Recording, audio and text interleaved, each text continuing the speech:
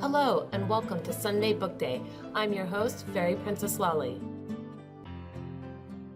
Foul is Fair, Book 1 of the Fair Folk Chronicles, a young adult series written by Jeffrey Cook and Katherine Perkins. Chapter 1, Attention. Lanny may have been saying something about a matter of life and death, but Megan couldn't hear her for sure over the medical timer. 4 o'clock meant the orange pills, 40 milligrams total. The multicolored ones in the other bottle were for the morning. She took 80 milligrams of those with breakfast. This was a different timer, of course. Really? Lonnie asked. You're going to take that right now? Need to. Megan downed them with a whole glass of water, as directed. You need medication, yeah. You were already on medication before. Then she kept switching doctors until one would... Oh, you were doing better. Your grades were already going up on the old dose. Remember? Megan supposed she did remember. 40 milligrams of the multicolored pills in the morning, 40 in the afternoon. Lonnie would generally remind her during the first break in their afternoon study sessions. The second break had been for art projects and stuff. Yeah, that had happened. The grades had gone up a little. It was still hard. Still had symptoms, Megan said as she picked up a composition notebook with just one streak of orange marker across the cover. It's going to be hard. That's a thing that happens. And doodling is not as simple. Lanny sighed. I'm sorry. Can we talk? Can we just get on the phone tonight? When your mom's home? She doesn't mind phone calls so long as I'm in bed on time, so we can talk like then as usual. Megan put pencil to paper. X minus h squared divided by a squared minus y minus k squared divided by b squared equals 1. Usual has gotten really relative lately, Megan, and this is urgent. And did Lonnie normally stop in the middle of sentences like that? Megan couldn't remember. X minus h squared divided by a squared minus y minus k squared divided by b squared equals 1. She wrote, There's some things you just aren't supposed to hear first over the phone, Lonnie said. I've got a lot to do, Megan said. X minus h squared divided by a squared minus y minus k squared divided by b squared equals 1. The conic section stuff for math. Math had never been Megan's strongest subject. She had always understood the basic concepts at least once they were repeated for her, but little mistakes crept early into her calculation and threw everything off. Best way to fix it, she now figured, was repetition. X minus h squared divided by a squared minus y minus k squared divided by b squared equals 1.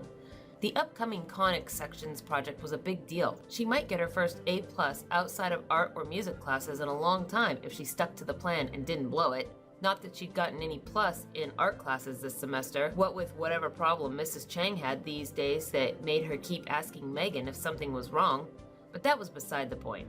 Lonnie was still trying to talk, but Megan was already getting to work. X minus h squared divided by a squared minus y minus k squared divided by b squared equals 1. Lonnie stood there for a moment, in a room silent except for pencil scratches. She looked at the bookshelf. She looked at the bottle of multicolored pills. She looked at the neat little row of composition notebooks, all of their covers drenched in various colors of marker. Lonnie knew the margins of every page were filled with drawings of trees and butterflies, rough doodles, and intricate patterns. Even Megan's posters followed the theme. Hand-drawn landscapes and blown-up photographs decorated every wall. None of them were new. All of them were made before Mrs. O'Reilly had found a doctor willing to finally fix it properly. Lonnie also knew that the composition book Megan was working in now had doodles only on the first 2 pages. Then the pencil marks were solely class notes and the markers were only for highlighting. Lonnie looked at the bottle of orange pills. She looked at Megan, whose right hand occasionally rose to brush the long auburn curls out of her face while she worked. Megan copied the same set of equations over and over and over again with her left hand, trying to commit them to memory through sheer mechanical tenacity. Lonnie looked at the clock. There was still plenty of time before Ms. O'Reilly came home. There was technically plenty of time to tell Megan what she needed to know. Part of Lonnie felt sure that if this emergency had arisen sophomore year, they'd already have a plan right now. Granted, it would possibly have been 3 half plans and 2 intricately illustrated visual aids, but it would have been better than standing here knowing nothing important she said would be heard or recognized. Lonnie left the room. She left the off-white little house on 47th. Her own place wasn't a long walk, though the steep hills of West Seattle made for good exercise and the early evening air helped to clear her head. She checked with her mother and made sure her little brother was too occupied with his Legos to come spy on her, though she intended to listen for any calls of "Makani noa kahale, get back here at this instant," just in case. Then she headed into the backyard. She spent the last minutes of proper daylight walking around the multi-tiered garden, passing through the pair of wooden trellises and archways that decorated the carefully laid out path, before settling into the gazebo in the middle of the rock garden next to the small decorative fish pond. The limited lots of the neighborhood didn't leave a lot of room, but true to her family's usual style, every inch was filled with something, and somehow they'd made it all fit. No strangers were likely to peek into the backyard. If they did, they wouldn't be likely to look into the gazebo, as they'd be busy wondering why such fancy garden structures were built for a bunch of pumpkins grown more with enthusiasm than skill.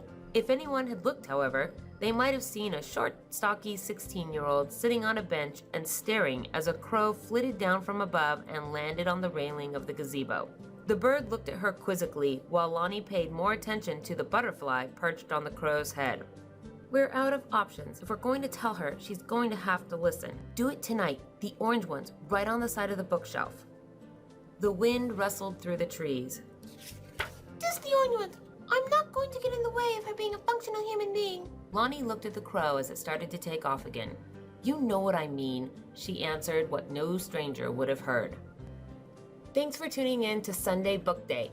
If you can't wait for Chapter 2 of Foul is Fair, join our family on Patreon, where our supporters get new chapters daily, or you can subscribe to Faye Productions on YouTube and listen weekly. Have a great week, Faye fans.